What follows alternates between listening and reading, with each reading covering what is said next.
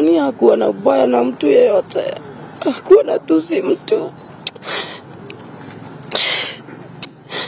Tunataka haki ya Boni ionekane.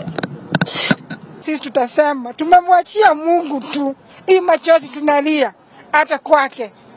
Sijui tuseme aje.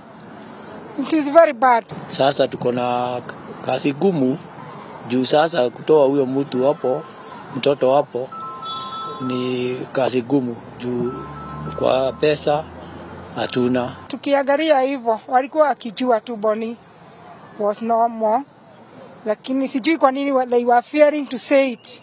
Juu yesterday wangetuambia vizuri that Boni is gone, instead of taking us loud and we were expecting this. Tumejua mmesimama na sisi, hata saa hii msimame na sisi tu, sababu hatuna jia, hatuna mwelekeo, tunashindwa ni wapi.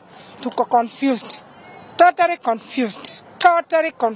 To the government of Kenya, hawa watoto wote hata kama mnawaita jenzi ama nani, they have their rights.